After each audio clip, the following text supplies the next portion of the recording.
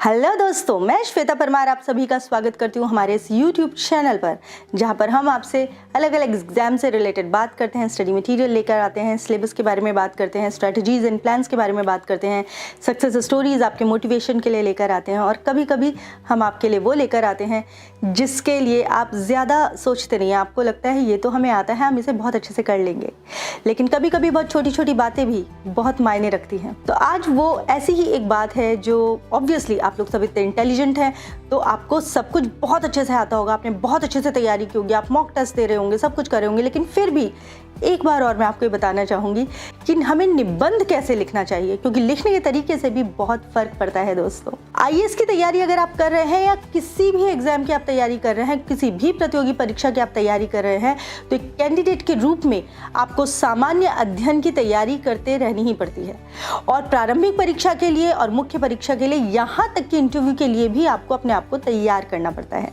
आपने गौर किया होगा कि जो निबंध आपसे पूछे जाते हैं उनमें से कुछ ऐसे होते हैं जिन्हें आप सामान्य अध्ययन के अंतर्गत भी रख सकते हैं, पर उनका सीधा संबंध राजनीति, समाजशास्त्र, अर्थशास्त्र, साइंस या टेक्नोलॉजी वगैरह से जुड़ा होता है। मैं समझती हूँ कि इस प्रश्न का बहुत स्पष्ट उत्तर पाना आपके लिए बहुत ज़रूरी होता है दोस्तों, क्योंकि एक तो होता है ज्ञान जिसे हम कहते हैं नॉलेज और दूसरी होती है समझ जिसे हम कहते हैं understanding.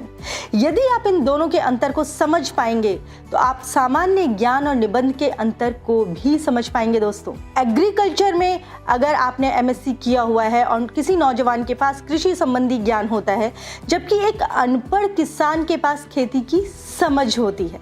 This is the difference ज्ञान और समझ में।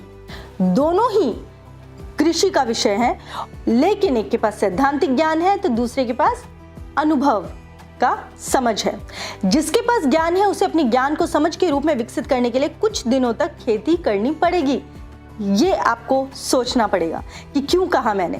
तो ऐसे ही निबंध एक ऐसी चीज है जो यदि खेती पर लिखी जाती है तो किसान के लिए, और अगर मैकेनिकल इंजीनियरिंग के लिखी जाती है तो उस छोटू के लिए होती है जो पूरा दिन कार के इंजन का बोनट उठाकर उसके अंदर अपना सिर घुसाए रखता है।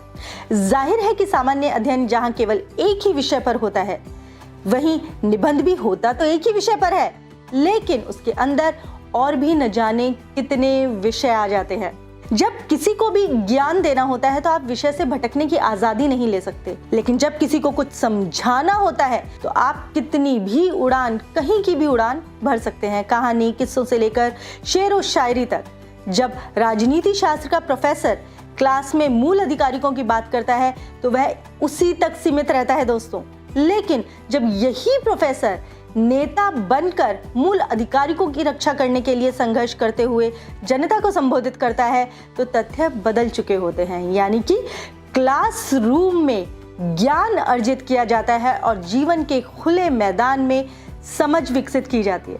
अब आप सोच रहे होंगे कि मैं इतना बड़ा लेक्चर क्यों दिए जा रही हूँ, एक छोटा सा अंतर है उसको समझाने के लिए मैं इतनी कोशिश क्यों कर रही हूँ, क्योंकि ये बहुत इंपॉर्टेंट है। ऐसे is a very important part of your competitive exam. तो अगर हम ये ध्यान से देखेंगे तो इस बात से हम ये समझ पाएंगे कि सामान्य अध्ययन में विश्लेषण करने की गुंजाइश रहती है, वहाँ पर आप तर्क वितर्क करते हुए अपनी बात रखते हैं, लेकिन निबंध विश्लेषणात्मक नहीं होते।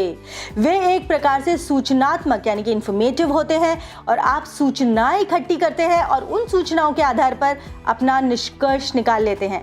इसीलिए निबंध लिखते समय आपको इस बात पर बहुत ज़्यादा ध्यान देना चाहिए कि कहीं ऐसा तो नहीं है कि निबंध के पेपर की जगह आप सामान्य ज्ञान का पेपर हल कर आए हैं। इन दोनों के बीच का जो ये बारीक अंतर है, यही आपको मस्तिष्क में रखकर बहुत स्पष्ट रूप से सोचना चाहिए कि आपको अपना निबंध कैसे लिखना है। यदि आप यह मनोवैज्ञानिक संयम बरत सकें तो इससे लाभ आपको ज़रूर निश्चित ही मिलेगा और आप अपने ज्ञान को समझ में परिवर्तित करके अपने निबंध में 4 चांद लगा पाएंगे। इससे आपके निबंध में एक अलग सी ही चमक आ जाएगी। तो ध्यान रखिएगा दोस्तों, जब भी आपको ऐसे लिखना है तो आपको किस तरीके से लिखना है, बहुत ज़रूरी है ये इस एग्ज़ाम के लिए, और बहुत स्कोरिंग रहता है ये आपके मार्क्स के लिए। तो चलती हूँ, मैं मिलूंगी फिर मैं आपसे यहीं हमारे इस YouTube चैनल पर। आपको कोई भी दिक्कत हो, कुछ भी समझना हो तो प्लीज़ नीचे कमेंट एरिया में लिखिएगा। अपना ख्याल रखिएगा, बहुत अच्छे से पढ़ाई कीजिएगा, बहुत अच्छे से लिखने की तैयारी कीजिएगा। आप निश्चित सफल होंगे और मैं बहुत जल्द आपकी सक्सेस स्टोरी भी यहाँ पर लेकर आऊँगी। बेल आइकन प्रेस कर दीजिए पर प्लीज़, क्योंकि आप सब्सक्राइब कर लेंगे खुद को तो आपको नोटिफिकेशंस में मिलेंगे और अपडेटेड भी रहेंगे। अच्छा दोस्तों, तो जाने से पहले मैं बस आपसे इतनी रिक्वेस्ट करना चाहूँगी कि आप बेल आइकन प्रेस कर दीजिए ताकि आपको नोटिफिकेशंस मिलते रहें, और चैनल सब्सक्राइब कर लीजिएगा if you are new. Take care, work hard, stay blessed. Thank you.